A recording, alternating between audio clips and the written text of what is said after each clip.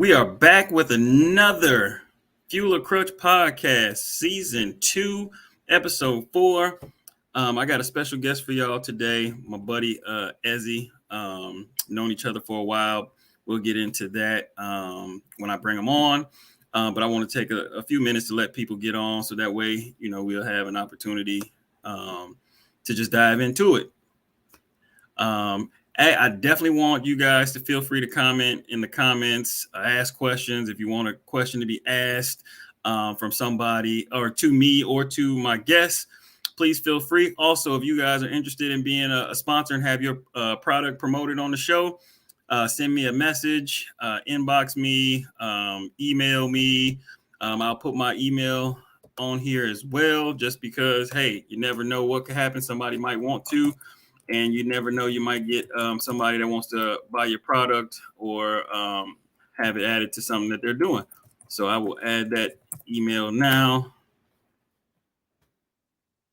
eubanksolutions@gmail.com. So without further ado, I'll kick off our intro and bring our guest in, and then let's get to it.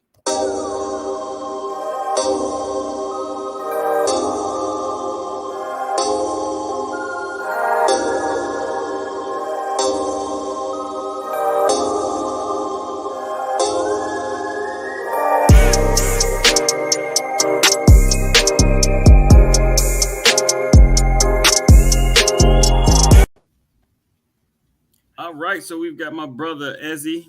How you doing, brother? I'm great, brother. I'm great. Yourself? Man, I can't complain. You had a good day today? It's been good. It's been busy. Really busy, man. Tiresome, but productive. Can't go wrong with productive. Mine was super productive, but I didn't realize how productive until I really sat down and thought about it, because I'm like, I wanted to do some more, but I don't need to burn myself out. You feel me? Absolutely. I'm burnt out. You burnt out? I'm burnt out, but I feel accomplished, man. I think that's the main thing. I feel accomplished. And like we always talk about, man, do what we need to do right now so we can cruise at altitude and, real soon here. Oh, most def. So, yeah, man, I just want to dive right into it. We always start out with the little icebreakers. So, you're a football guy, so I'm going to hit you with some football icebreakers. Barry Sanders or Walter Payton? Barry Sanders. I forgot. You're a Lions fan. This don't count. Barry Sanders fan first. Listen. Yeah. I got one for you just to see how true to Detroit you are with the Lions. Herman Moore or Randy Moss? I'm not gonna play with you. No, I'm gonna tell you why. I'm gonna tell you why. And anytime I talk in conversations about Randy Moss is involved in that conversation, is because I think a good receiver is versatile in his ability to run routes. And Randy Moss didn't run one route, except he ran one route straight up the field. Go route. That's it. And there was nothing you could do about it. Nothing you can do about it. But yeah, so I like the versatility and range of a receiver to be able to kind of go in different directions, Ronnie Lott or Rod Woodson? I'm gonna go Rod Woodson. A bit more range, Can be utilized in different ways, So I'm learning a little bit about you. You like people that are multifaceted, not just one track, one dimension. So I hear you. Absolutely. All right, little easier for you. What's your favorite movie? Fences. Yeah, love it. Any reason behind that one? It's just authentic, man. Real authentic movie. Love Denzel, of course. Viola Davis. I love Viola Davis. She killed it. Once again, the range. I mean, that felt like people that those roles. The script was almost unscripted. It seemed very authentic, man. But I think another part to it that I really like is that dynamic, that parenthood dynamic, that fatherhood dynamic. I don't have a son, but I definitely am a son to my father, and I can see not so much similarities, but what it means to just be a parent, and what that was in that movie, when how Denzel did that, and there's a stage play to it that's even more authentic. Um, that was just amazing, man. How they illustrated that relationship, that dynamic between son and dad. And we'll jump into that a little later, but just an interesting dynamic always between us, how we have conversations about you having one with you and in the house versus me not having one, and the Mm-hmm. upbringing, and then some of the after effects as it from it as we've grown to become adults and Mm-hmm. men. So Absolutely. cool on that. Fences, all right. Yeah. What about Favorite you? cereal? Oh, my favorite cereal. Yeah. I'm a Honey Nut Cheerio kind of guy.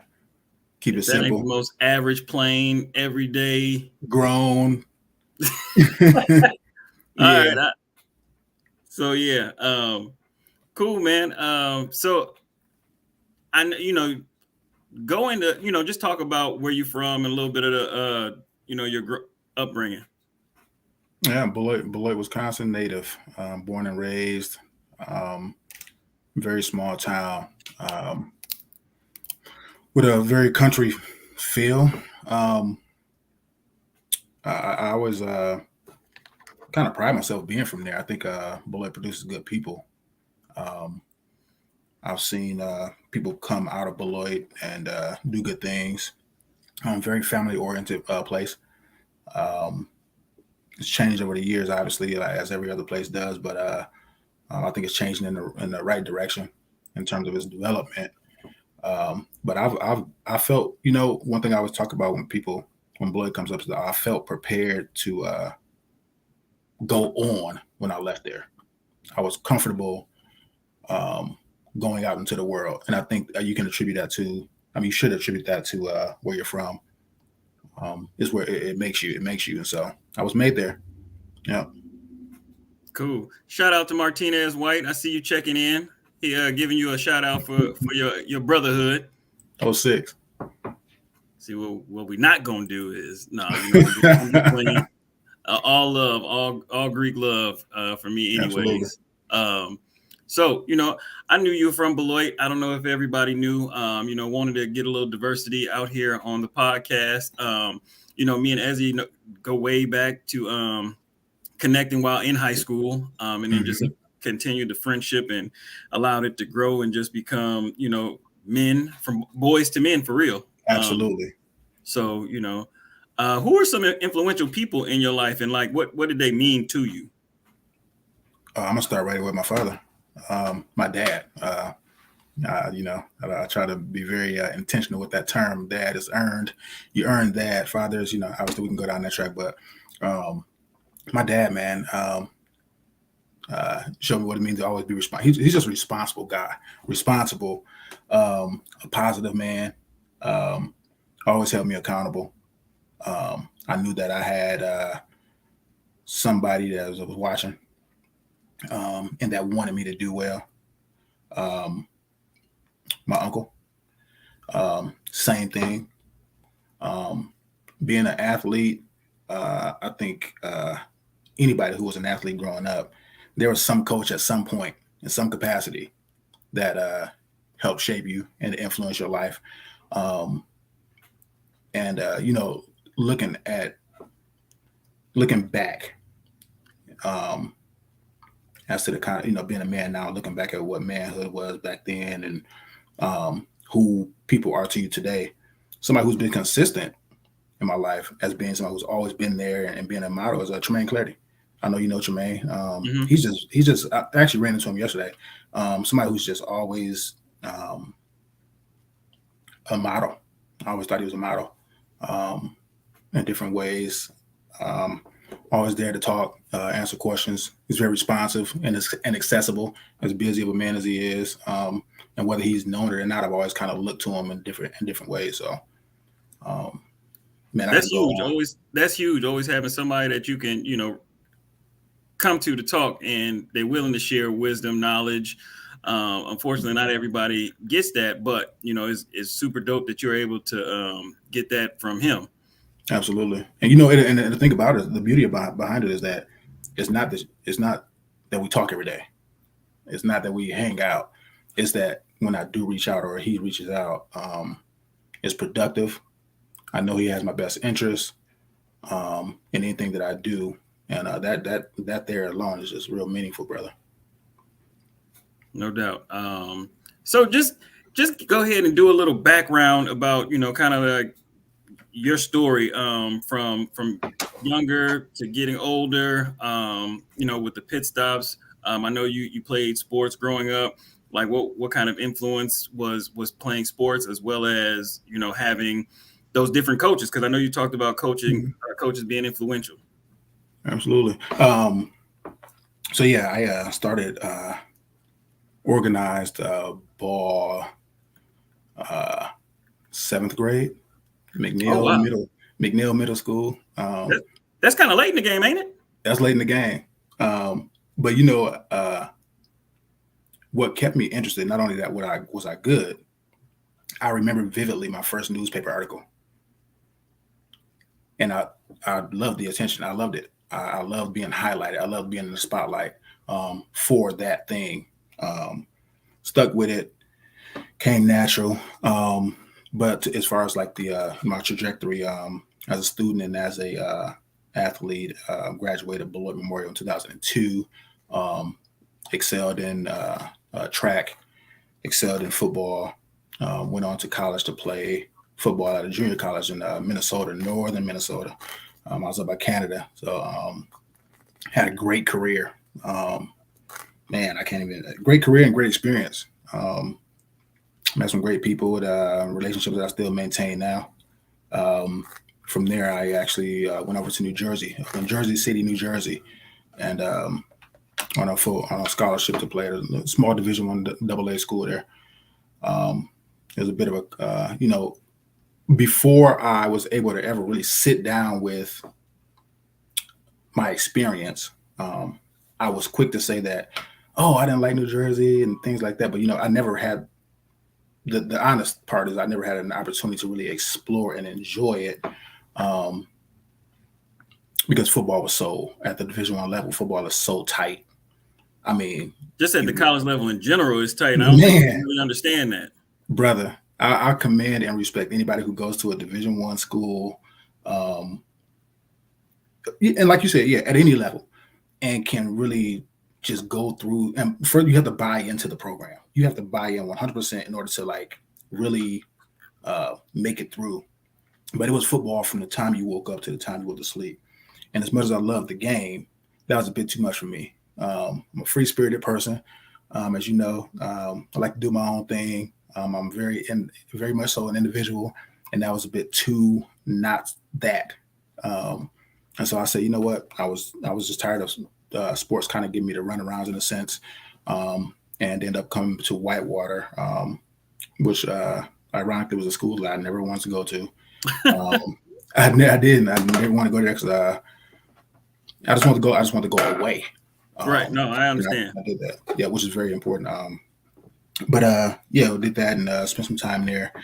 And I'm a Warhawk, um, and so I've been living in Madison since 2007, and had a long career in adult education.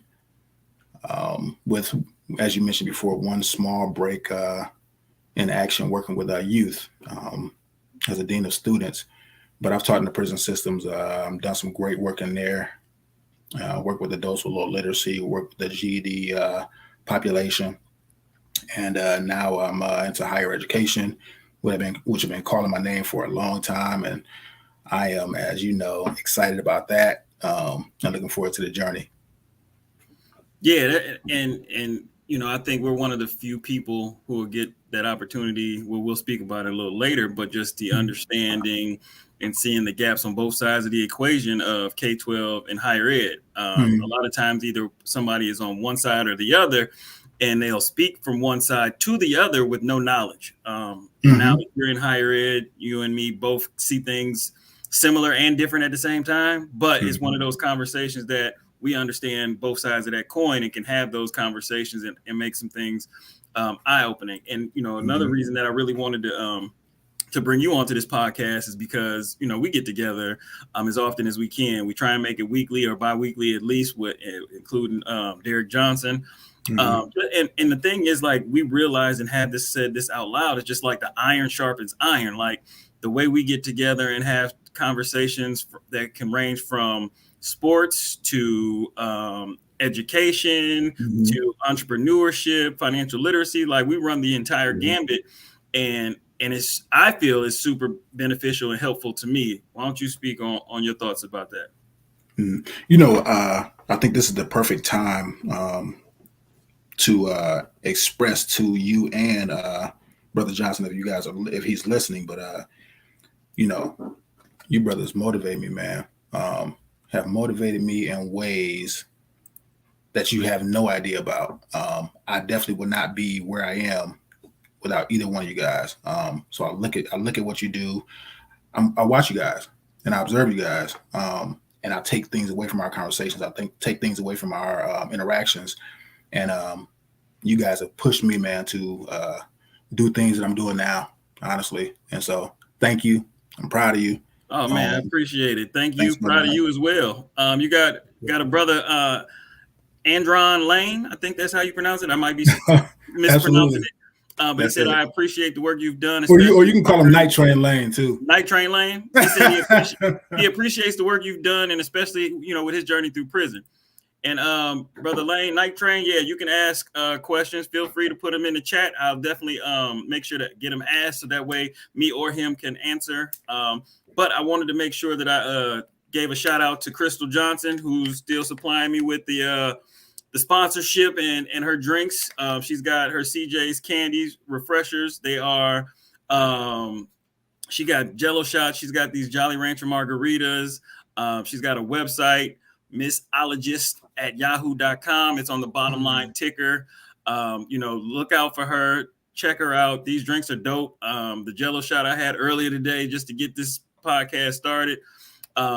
You know, take advantage of it, and she'll work out whatever needed to. She can host. She can just supply the drinks and move forward. It's pretty cool. So yeah, so kind of diving back. It looks amazing. Huh? It looks good. Man, it's fire. I can't even lie.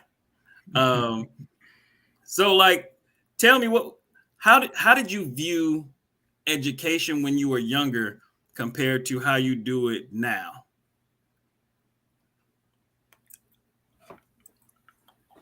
That's a great question. I don't think, I've always said I was a late bloomer in a lot of ways. You know, as I've been able to be around more young people in these last few years, and I'm talking between the ages of like, you know, maybe 17 to 22, whatever the case may be, I'm realizing they're a lot sharper than I probably was, or a lot more knowledgeable than I was. They're more forward thinking than I probably was. So to answer that question, I don't think that I had a perception of what it was at a young age. I knew it was the expectation, right? And so I went along and with the flow, and you know, not only obtain an education but continuing to do so. But how I see it now, education is very cliche, but education is the key. Education is I mean, dude, we need leaders, right? We need leaders. We need leaders to lead our people.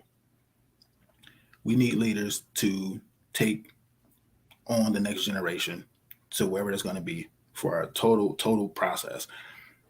And education is the only way you can get there. And plain and simple.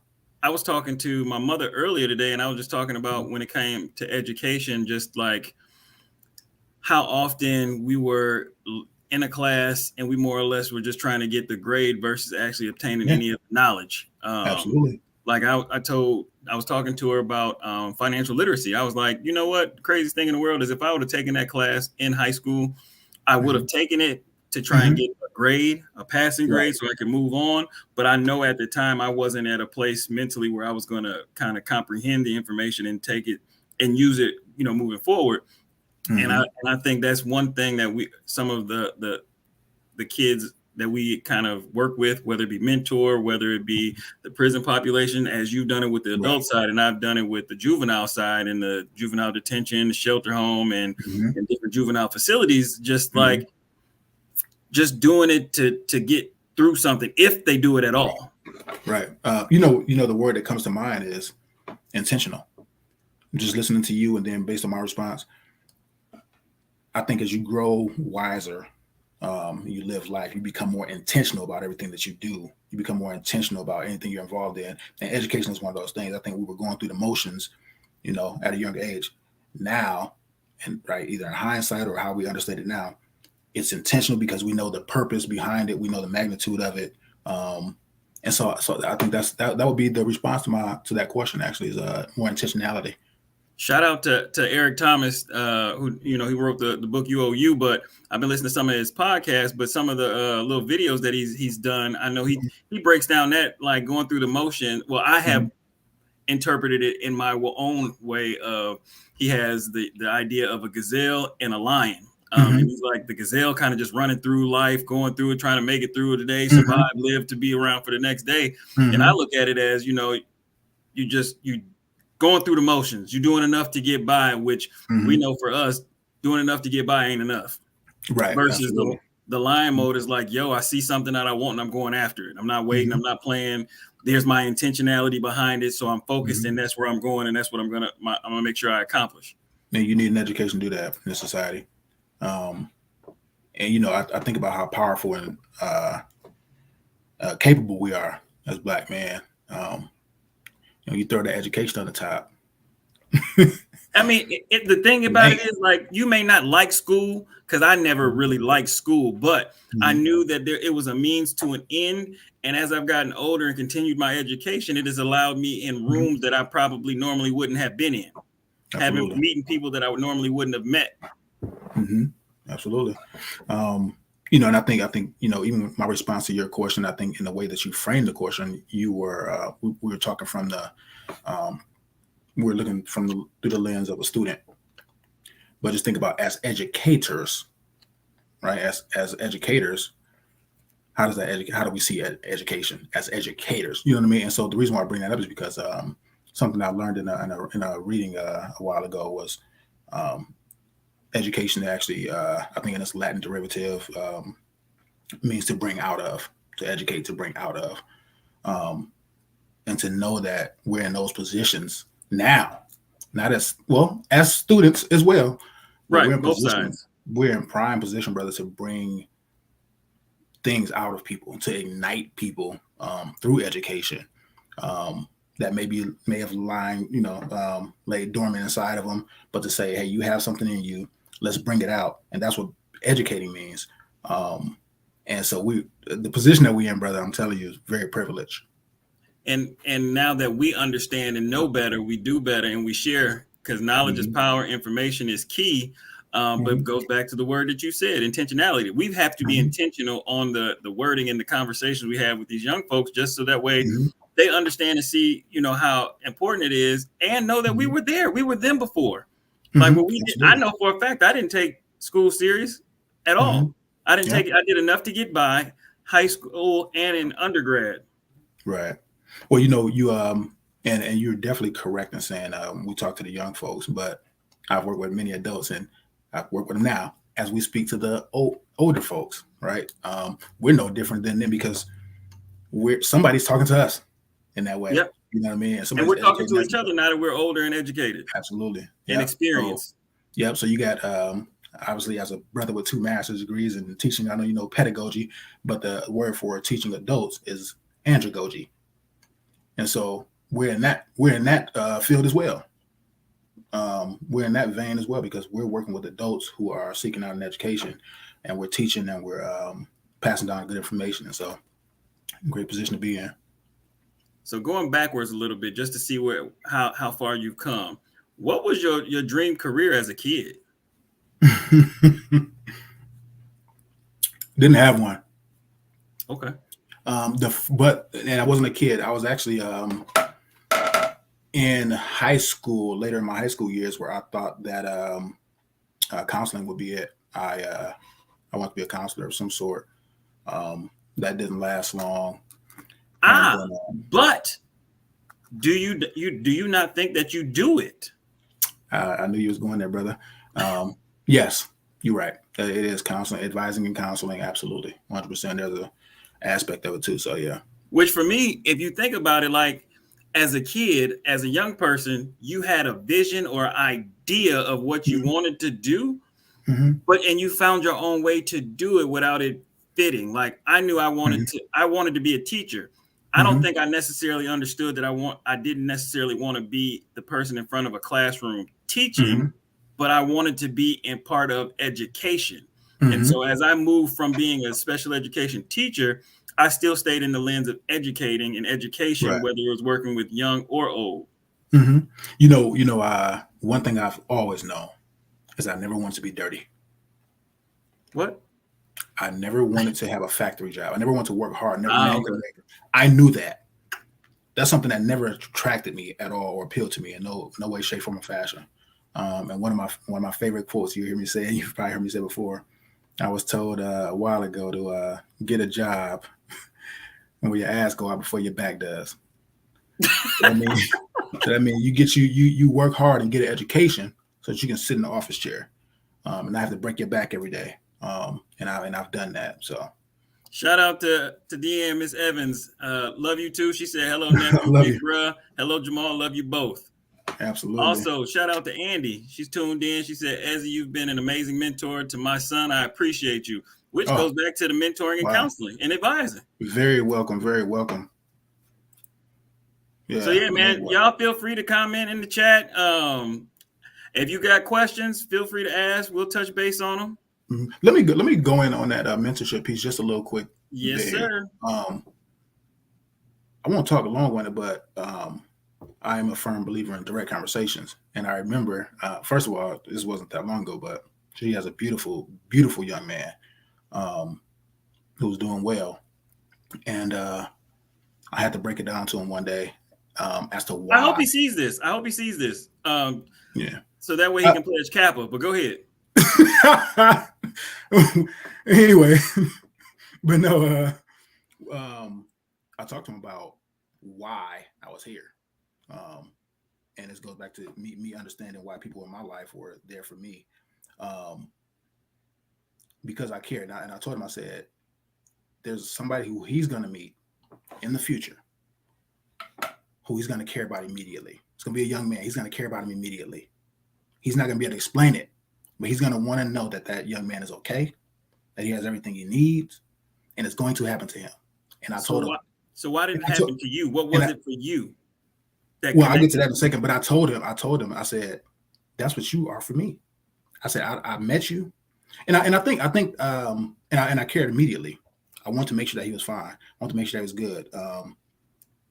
Not even 24 hours from right now, I made sure that he was safe. You know what I mean? The thing about that is, none of us got here without another man caring about us. None of us. Somebody cared for us. Somebody Um, stepped in and didn't have to. didn't have to, right? I refuse, if I can have anything to do with it, a young man of his caliber, of his aptitude, of his capability to be a statistic. If I can have anything to do with it, we need. So I talked about those leaders that's going to carry on the next generation of our people. He's one, and I saw it. You know what I mean? You saw it before Um, he saw it. saw before he saw it. And on a more surface level, the fact that there's similarities and intersectionality that was there. So the football piece, not only playing football, playing the same exact positions. Um, Literally probably weighing the same in his senior year that I weighed playing that same position. Um, Needing to work on the same things that I need to work on at that time in my career that he needs to work on. He goes to my alma mater. Um, what else? Dripping with confidence. Dripping with confidence. You know, I'm a confidence guy. Um, And he's that's that. dope. And that's dope that you've seen that. And I was getting there. I knew you were gonna get there. There's so many times where you'll see somebody that reminds you of mm-hmm, you, and mm-hmm, you want to see them succeed, mm-hmm, and you want to help them navigate the world mm-hmm, where you struggle. Yep, and do it exactly, and do it with a bit more ease than we did it, for sure. And so that's that. I could talk days about him. Yeah, good young man. So you talked about leaving. I want you to talk about that because for me, you know me, I was somebody once I graduated high school, I was out. I knew there was no way in the world that I was staying around. Hmm. Whitewater seemed cool because that's where all the black kids went that stayed Yeah, in from the area. Wisconsin. Yeah. Hmm. But I was like, nah, I have no desire to stay in Wisconsin. Like even to this day, it still blows my mind to imagine walking from one class to another in the snow. Like it blows my mind. And people are like, Jamal, you're from Wisconsin. Aren't you used to it? No. When I Right. drove to Never will school be. or I got on the bus to go to school, once I was in there, I was there until it was time to go back home. Well, I definitely did that. I went to a place that was man, exponentially colder. Um, I mean, you're talking international falls, man. But But talk about just leaving, about like getting away from home. yeah, my driving force, man, is I've always wanted to make sure that I was making my people proud. Um, um, so I think when I made the decision to leave and go far, it wasn't really um, in my mind. I think I was just open to going wherever, but I knew that I didn't want to stay close. I'm glad in that decision because I grew a lot. I was able to see a different culture, um, and that was very key for me. I think it's key for anybody to see something different than what you've been in for 18 years of your life. To see different culture and meet different people. But my decision, obviously, as an athlete, was conversation with coach. You know, um, things were in place enough. I knew things were in place enough to where I could go and do what I needed to do. And so I didn't ask for much, just for an opportunity, and it happened. So it was actually a last minute decision to go to Minnesota, but I'm happy it played out the way that it did. So it wasn't. So to answer your question, man, it wasn't too much into it, outside of all I need to know is I can study and I can play, and that was it. And being away sounded super cool, like going somewhere that I hadn't been, going somewhere that was not Beloit College or Whitewater or anything like that. And as I mentioned Whitewater, I would definitely say I'm happy I went there. Great university, great institution. But at that stage of my life, that was what was best for me because that's the way it went. Yeah, I knew Mm-hmm. I had planned on leaving. But Mm-hmm. like you said, like you grew up. You didn't have, there was no longer, that depending on mom or dad every day. Mm-hmm. Mm-hmm.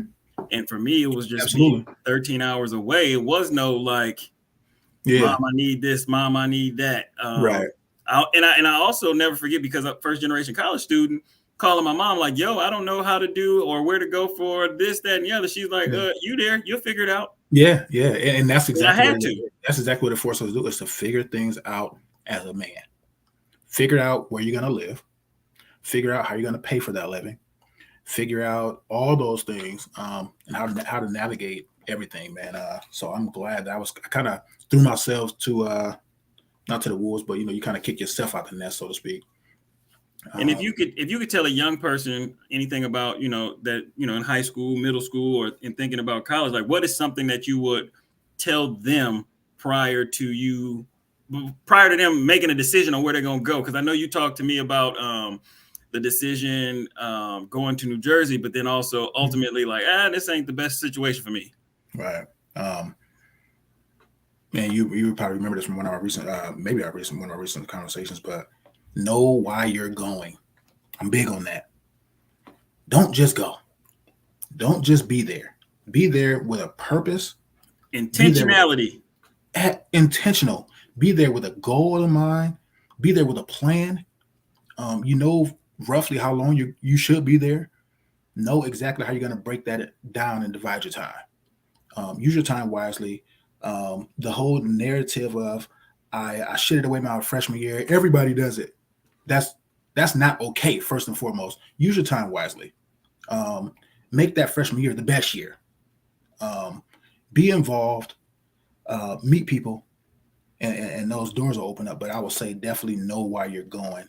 It wasn't until late in time that I realized that I didn't know why I was there.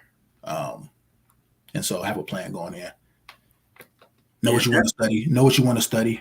Um, how it's going to help we- you to create that career, or it's going to land you mhm, into a career that you really want.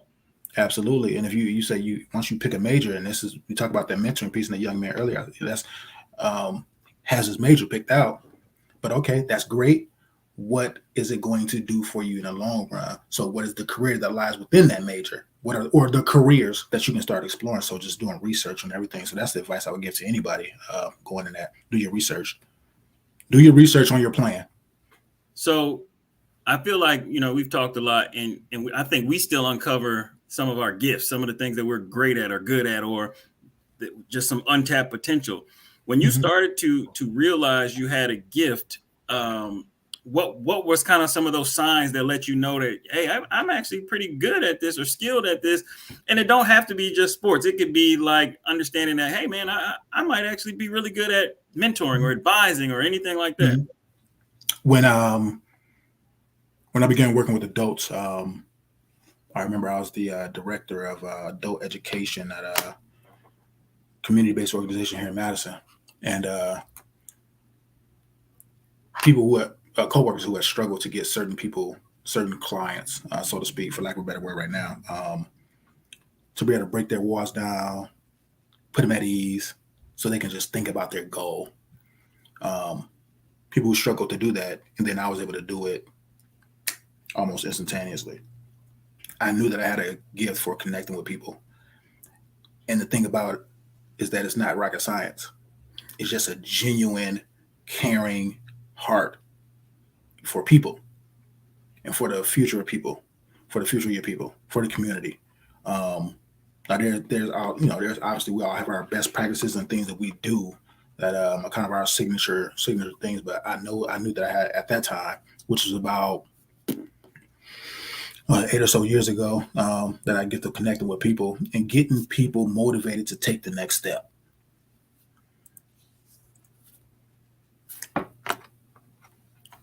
Um, so like we have a lot of deep conversations, and I know, like I said, Wow. a lot. Right now, you're well. Actually, I don't know if you really went into detail and share what you currently do now. And based on the conversation we had from what you were doing last year to this year, Mhm. um, just touch base on that because I got something I want to pivot off of that. Okay, yeah. So last year, I spent a year as a dean of students for high school, and I was a dean of students for middle and high school students for a year. Learned a lot. Had made some good connections with young people that I had been removed from for so long working with adults. But it was beautiful. That was nice, and learned a lot that I can actually apply to you know career moves in the future. But that was the last year, and then like I said, I'm in higher education now. Something I've been wanting to do for quite some time, and I am the campus director and admissions advisor at Lakeland University here in Madison, at one of our 7 centers we have in the state. And I'm right here in the city trying to make moves and get people to the next level. And so, one of the beauty or the benefits of you working at the institution that you get the opportunity to go back to school, right? Yeah, absolutely. Yeah, So, and you're now working on your master's degree. correct. Was there a level of fear, not maybe now, but just over the course of the last 10, 15 years about grad school? Yes. Um, And now that you're in grad school, mhm. would you say that it's shockingly easier than what you thought? It is. It is. And I think the beauty behind it is that I'm doing from 8:30 in the morning to 4:30 in the afternoon what I'm studying. And I'm studying what I'm doing in the morning from 8:30 to 4:30 in the afternoon. So that makes it easier. But as you matriculate further and further in education, to a master's degree or anything higher, you're studying what you want. And it's fun, it's enjoyable. There's times where I'm spending. Somebody told me something, man. Actually, that recently, a family member told me something that brought me to tears recently. Um, I told him about all the stuff I have going on, what I was doing, and pursue my education. He said, "Man, I thought I was a hard worker." And this guy's a hard worker. He said, "I thought I was a hard worker." He said, "You are harder worker than I am." And the reason why that was deep to me is because I never thought I was ever. Man, I've always only needed to do enough to get to where I want to be and what I want to do. But to but be we where I harder on am, ourselves than yeah, for anybody sure, else going to be, and absolutely, that's probably why we're successful. absolutely, man. And so to be where I am now, for somebody even to think about me as a hard worker, um, and me knowing that I am sort of a go getter now, and I have those tools to really grind it out and grit it out to get to where I want to be. I've come a long way, um, and so yeah, bro, that was deep. And so this goes to anybody listening that can share with somebody young, can share with somebody old. Don't be afraid of grad school. Grad school is a 100%. lot easier than undergrad, in my opinion, and in Mm-hmm. Ezi's opinion. Like, Mm-hmm. don't be afraid of it. Yeah, And it actually and just lines. think about how much you know now, just from life experience that you can apply. If I and I'm pretty sure I'm speaking for you and anybody else, but if we knew then what we knew now, Oh, being in education, that's life man, too. Just and yeah, this is why we do this, because we want to share this wisdom with others. mm-hmm, Like, we've learned so much, hindsight being absolutely, 2020. But guess what? There's mm-hmm, somebody that we're looking back that is our age or going through what we went through, that we want to share mm-hmm, this to with, or somebody our absolutely, age that we can look to our left or the right and be like, "Yo, you can do this." Like, it's absolutely. definitely not as difficult as you're thinking it's going to be. Mhm. And And also, mental preparation. find joy in whatever you have going on, because here's the thing, and I read this recently. It says have a I get to attitude. I get to, and it's easy to look at things and think about it as being hard and difficult, but I get to wake up in the morning and go to work. I get to talk on the phone with people and get them connected and get them to the next level. I get to study my education that of my choosing. I get to do that. Those are privileges. And so who are we to complain about what we get to do as liberties in our lives? Because And there's a lot of education is one people of that those don't things. get to do You what they don't get to want do to those do. things. So if you have, so going back to what you said, if you, whoever's listening, if you have the opportunity and you understand the value of education, get it. Plain and It, simple. words are powerful. Yes. Words are powerful to the point that I know me and you have had a discussion on this word in general, but I want to tap into it again. Like, potential, just that word in itself. What are your thoughts? For me, my personal thought is the word potential is dangerous and scary, for the simple fact that I feel like potential, when you talk about it, people feel like they have more time. They have time. They can procrastinate with the word potential, Mm-hmm. because it's, oh, you've got potential. So it takes some time. It takes some time. But guess what? At some point, potential runs out. The clock runs out on potential. And if you Mm-hmm. haven't lived up to it, because keep putting it off, thinking you have more and more time, Mm-hmm. it runs out.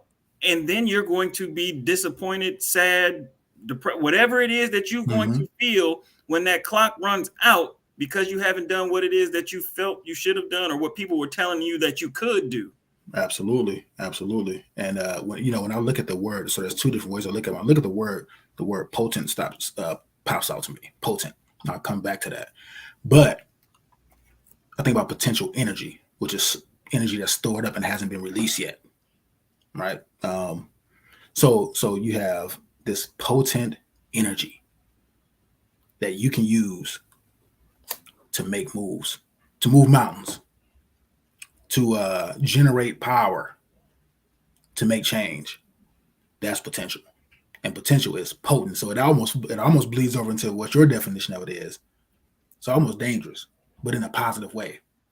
Is potential is so strong, and if untapped, is a waste. So you have to tap into that, but it takes educators, right, to Yep. pull it out of people, so that it can be realized. But it's potent, it's dangerous in a positive way because because it's powerful. And the word, and when people say potential. You have potential. 9 times out of 10, you yourself have not realized it, but somebody has seen something in you that comes Absolutely. natural, and you Mm-hmm. haven't put any energy or time into whatever it is Mm-hmm. that somebody sees like, wow, you could be really amazing at this if Mm-hmm. you. Mm-hmm. Yep. Yeah, it's potent, man. It's one of those beautiful dangers. Like, you ever see somebody's like that young lady, that young man, they're gonna be dangerous. That's potential. That's what we're Right. talking. When That's they exactly what we're talking figure it about. out, when they get it, when it They're clicks gonna be for them, something. yep. Yeah, they're gonna be a force to be, a force to be reckoned with. And so that's what potential is, man. And yeah, you definitely onto something right there with that danger aspect. Man, for Mm-hmm. me, it's real. It Hey, is. for anybody listening on YouTube, Facebook, if you got questions that you want to ask us before we get out of here, please feel free to put it in the chat. And so, Ezi, I want to know, what is some advice that you would give to your younger self? Hindsight being 2020, knowing what you know now, what's something that you would tell your younger self? If you start it, finish it. Completion. Completion. If you start it, finish it. No unfinished business. And it also ties into like not living with regrets. Absolutely. Yeah. Have a plan. Go with it. Don't beat yourself up if it falls or if it fails or whatever the case may be. But finish it, because that's the biggest regret, is not finishing what you start. And so, like I said, we talk about all different types of things throughout the years and just Mm-hmm. week to week, month to month. And I know that this is important to you. So I told you we'll touch back on it later in this episode. I wanted to hear your thoughts on fatherhood, parenting, what you experienced and how it shaped you as a father and a parent today. The one thing that man, I don't even know where to start, brother. Shoot a little sharper for me. So based on your experience, being raised with your father in the house with you and your siblings or whatever the case is, Mm-hmm. and how your father's interaction with you were, and your Mm-hmm. mother as well, and Right. how it molded you or shaped you into the parent that you are. Yeah. Um, so whether we, didn't always live together, that my dad's presence was always there. And that right there, I mean, it sets the tone, whether we know it or not, it sets the tone for the father that she'll be. He's always been there. I've never went an extended period of time without my father. Um, Same with my mom. And one thing about it is, I remember talking to some of the brothers in the prison system, and hearing men that were in their 50s and in their 60s and their late 40s, whatever it's going to be, say, if my father was just only there, I would be a totally different person. Not what he could buy me, not what we did, not what if he was just around. That is powerful. And I commend my father for being around. And I don't even think that I can really articulate or speak to how important it has been in my life. Um, as far as my parenting, and there's no love like my daughter, man. That is my absolute heart. That's my soul. Um, that's been life, and it will be. And the dynamic between a father and a son, I don't know. I have a daughter, but I can definitely say, and you can attest to it, that relationship between a daughter and a father, that's something special. It's unmatched. Oh my God. Fatherhood has been the best thing in life, period, above anything. And to see her growing, and to see me growing as a father, um, it's I don't even know what to say, man, outside of, if you're Oh, not, and I'm about to say something. I don't you know me, brother. get it out. If you are a father and you are not there, you have missed out on the given right of a man with a beating heart and breathing lungs. You have missed the purpose of being here. That's it. I got asked when I was working at a middle school, what was my greatest accomplishment? Yeah. And for me, it was being a father. Yeah. And being a father, and I've seen you do it over the years, be a father, but you have done it well to the point Appreciate where it. they're growing and doing well. So that means you've done well at the job, you know? So that's an accomplishment in itself to man, to say, man, for 16, 15 years, you've done it right. That's amazing. Man, I definitely appreciate that, because it's definitely days or weeks, months that I'm like, man, am I doing what I'm supposed to? And just like you said, like that presence, and you question because you don't know, because I feel like I'm going off trial and error. Right, for sure. Yeah. And From being my in that experience, presence is that's just half the battle. in You're halfway there. My experience, mine wasn't there. So I'm like, all right, I don't know what it's like to have, the father in the house. So I'm trying to figure it out and just go with the flow and trying to figure it out. And you hit on something earlier, though. You said that some of the men in the prison that are 50, 60 years old are saying that, man, if their father would have been present, things would be different. Yeah. And I can agree, because that makes sense. But at the same time, like, I tell my kids all the time, like, after a certain point, I'm not trying to hear them excuses that, oh, well, I didn't get this, that, and the other. Because guess what? At some point, whether you want to blame me for something that has happened, when you're 27 years old, the world don't care that your father wasn't around. And I think the way that I looked at that statement from and the example I gave from the brothers was more along the lines of a fact. It is a fact. It is a fact that the influence and the impact of that presence shapes lives. Now, I think it's a difference to say, because of you, I'm not. That's a bit. Then we're playing the kind of late in the game, blame game. But I do think it's an immutable fact that the presence definitely shapes the trajectory of a young man's, young woman's life, for sure. Yeah. But yeah, it's the greatest thing, man. Fatherhood is the greatest thing, man. I wouldn't change anything about it. My daughter is amazing. Oh my God, I couldn't ask for a better. She's everything. She's everything that I would want her to be right now, for sure. Yeah. Dope. So before we get out of here, I don't see anybody adding any questions to the chat. I want to figure out what's next for you. Before what's next on the horizon? I know you've done some giving back. You've done a bunch of stuff in the community and different avenues of working and things of that nature. But what do you envision or see for yourself? What's coming next? You know what, man? Yeah, I'm gonna tell you what's interesting. I'm a firm believer in just stopping and smelling the roses. I'm gonna figure that out. But right now, I'm okay with what's happening and where it's leading.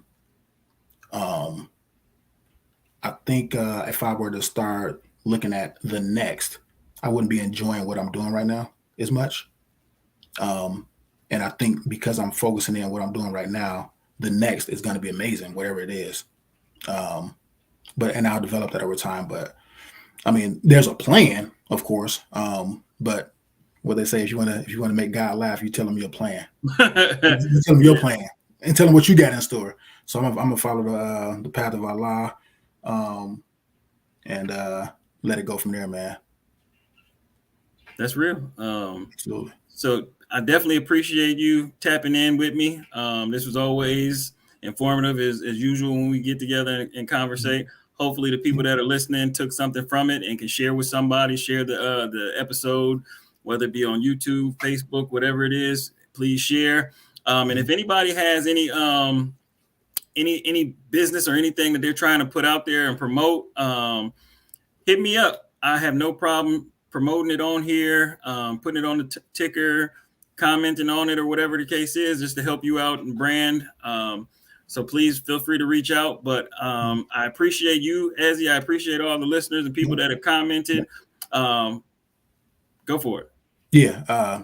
Man, I'm a definitely say it once again, man. I've seen you go from a boy to a man. I'm proud of you. I don't want this to be like some kind of grand finale because we'll have many conversations, but Oh, you never definitely. know. You never know what the last conversation is. Right. You're a good man, doing great things. Proud of you. Thanks for having me. And however I can push forward with you, man, let me know. You got a brother in me. Definitely. And much respect to you and watching you over the years too. So yeah, Are you man. laughing, man? Oh, because No, just playing. there's been a journey Been a for lot all of of growth. us, and we know our journey, so that's why it's funny. 100%. But so yeah, I appreciate everybody tapping in and tuning in, and so until next time, I appreciate y'all. Have a good night.